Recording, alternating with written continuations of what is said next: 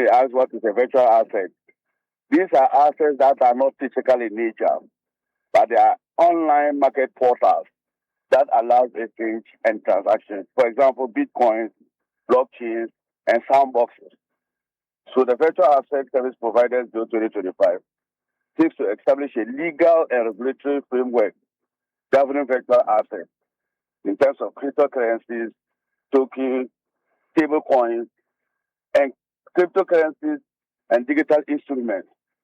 And the entities that provide the services would expect to them, in this case, SEC. Then you can talk about the money laundering and then the Bank of Ghana. This framework is designed to align Ghana with the international standards while encouraging innovation and safeguarding the financial system. Now, the legislation has the following scope. If you look at the memorandum that came to Parliament, one, the bill covers all virtual asset providers. That is the persons or institutions that intends to provide services in terms of exchange, that's the trading platforms, wallet providers, that's the custodial and non-custodial wallet providers, brokers, dealers, and investment advisors, issuers of virtual assets and asset tokenization services and stablecoin issuance. These are the scope that the memorandum explains the bill that they brought to Parliament. Now, the idea is to provide a licensing regime for virtual asset providers to do a regulated and lawful businesses in Ghana. So first, the entities must obtain a license or register either with the Bank of Ghana or the Securities and Exchange Commission, and the registration exercises have already begun even before the implementation of this bill as part of the preparatory steps with the VAP, that's the Virtual Asset Provider Service, required to register with the Bank of Ghana. So this does not constitute a license because after that time, the bill has not been assented to by the president. Now, the regulatory principles built into this act, if you read it very well, framework that one, risk-based regulation, that oversight intensity varies with the profile of the service provider. So it is not just a straight jacket thing. They are using a risk-based approach to analyze every company on its merit before you are granted a license or you register. Number two is neutral technology stance.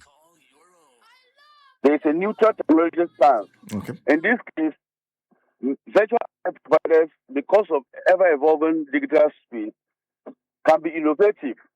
So in this case, innovation is not bad, but regulated proportionately. For example, a new token or a new virtual asset may come into existence that the law doesn't contemplate, but the law allows that any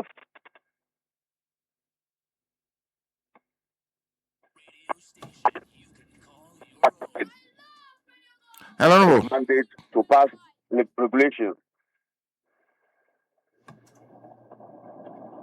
Hello. Can you hear me?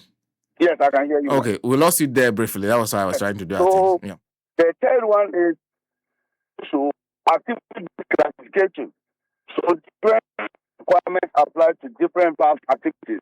So if you are a tokenization, your requirements are different from somebody who wants to do stable coins.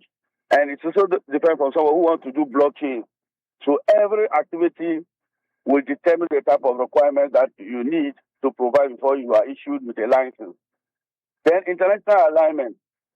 Emphasis on this bill, because if you look at the weaknesses of this type of service providers across the globe, money laundering has been critical. So the bill seeks to emphasize more on anti-money laundering regulations, counter-terror financing, and cybersecurity threats. You saw recently that there have been a cybersecurity threat that sank millions of dollars into Ghana through Abu Nika. So we have instituted safeguard measures to protect every service provider so that their money will not be lost. Part of this whole bill is consumer protection, transparency, and financial stability. That is the goal of Ghana. And that's where SEC and the Bank of Ghana stepped in. And we are trying to make sure that there is an interagency coordination to the Federal Asset Regulatory Office, which is VARO, is expected to coordinate and oversee the Bank of Ghana, SEC, Financial Intelligence Center, the Ghana Revenue Service, and the Cyber Security and Data Protection Bodies. This coordination is so important to ensure that there is regulatory consistency and avoid duplication. You only need Bank of Ghana to give you.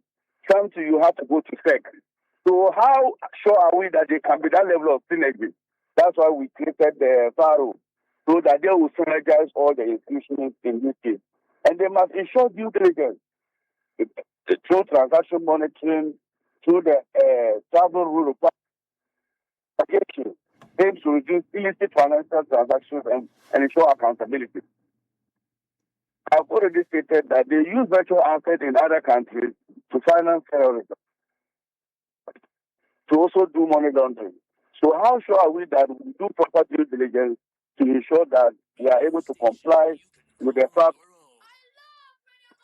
Now, anytime we are implementing such a technology, implementation challenges, and I was particularly happy with the role that the GRA, the Bank of Ghana, is playing to ensure that Ghana stands to benefit at the end. One, the regulatory uncertainty and operational readiness. For example, as yesterday we rose on Friday and the bill was passed, without a regulation, the bill cannot still be done. So even though the bill has passed, they still need a guideline and then licensing procedure that currently I'm told is being drafted. So even though people know that the law has been passed, but there is no is on the table for you to follow, to operationalize this act. As a result, we urge them at the committee level to publish clear state regulation that licensing contract window for engagement between the regulated and applicants, as we normally demonstrated to them at the committee level.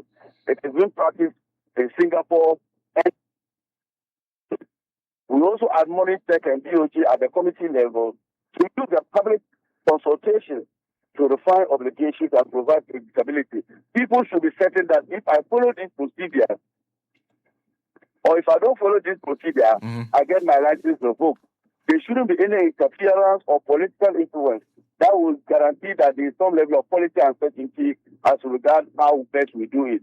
And let me learn on this one. Okay. The institutional an issue. And for example, we have already indicated regulatory bodies like the DOG, SEC, and then the Financial Intelligence Center. Some of them indicated to us that they still require a lot of training. Because of that, they lack some of the necessary expertise in blockchain and digital asset provision. If you are already working with former banking institutions, now you are introduced digital assets like cryptocurrency. It's not the same metrics that you use for provision in that matter. So we indicated to them that they must intensify all forms of training for them to align with international best practice in order to monitor crypto markets. That's tools like the blockchain analytics and real-time surveillance. Those were some of the proposals the committee made to them. Now, let me give you examples of countries that are currently pursuing this type of service. Ghana certainly is not the first country to replace our virtual asset market.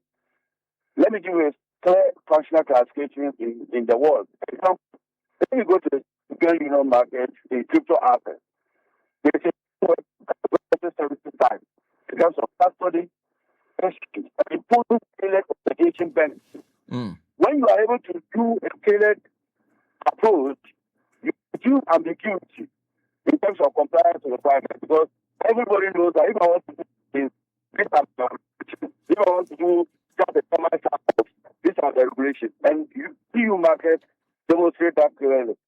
The second country I'll say is that if you go to Singapore, they have their own cryptocurrency called Para, and they have developed online portal and defined timelines for application assessment. In this case, you have to make the application so seamless and simple that does not inconvenience applicants. For example, if they require them currently to come to SEC and DOG to physical fill forms, it discourages FPIs. So people will not have the time to come and fill voluminous documents just to access a virtual asset market. So we have developed, other countries like Singapore and UAE have developed online portals for pre-assessment before you come and sign those documents. You go to Japan and South Korea, they have been able to integrate their blockchain monitoring into regulatory supervision for real-time tools.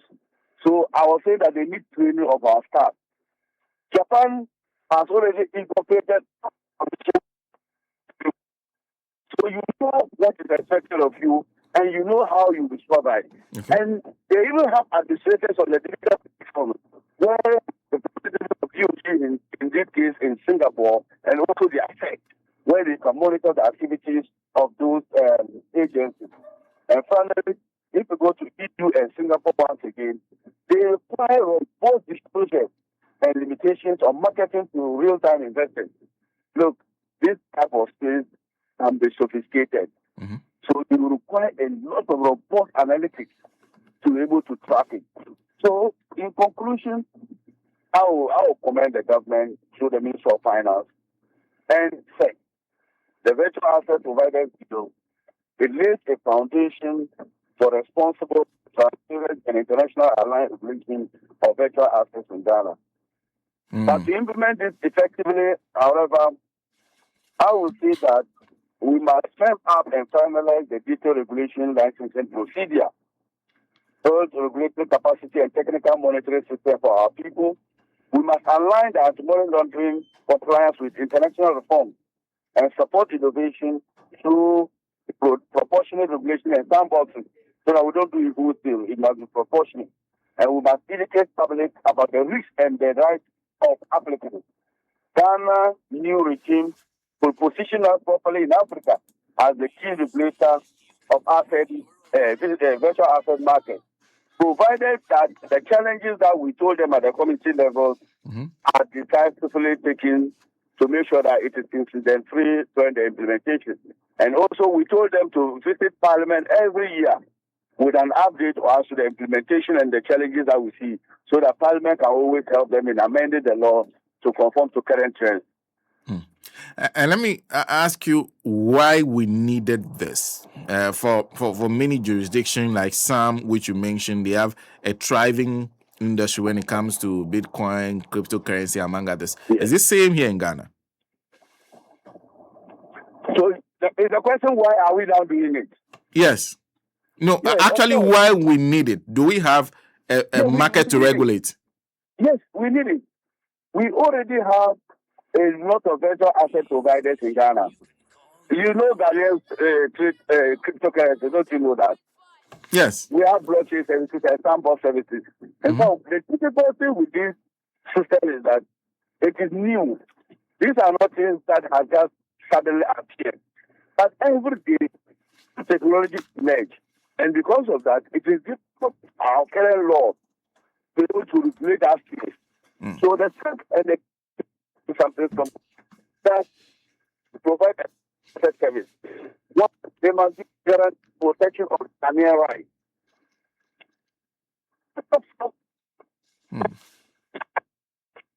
Hello. Hello. Hello. Hello. Well, the line was sending us a warning for some time, and we seem to have lost him finally on that line. And of course, like I said, there's one more thing to draw your attention to before we go. But he was explaining to us where we actually do need this. But this is the Attorney General, Dr. Dominic Ayine, at a press conference yesterday.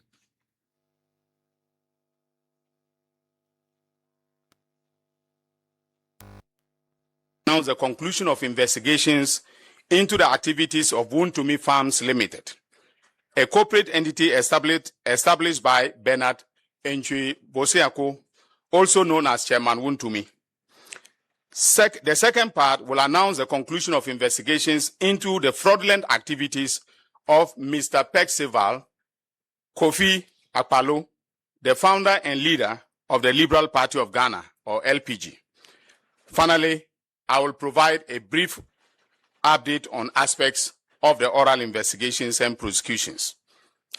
Ladies and gentlemen of the media, you will recall that in March this year, the Economic and Organized Crime Office arrested Chairman Wontumi on reasonable suspicion of the commission of a crime. Chairman Wontumi is the sole shareholder, director, and chief executive officer of Wontumi Farms Limited. The arrest was pursuant to credible intelligence gathered by the EOCO that the company and its director and CEO, its directors and CEO were involved in a fraudulent transaction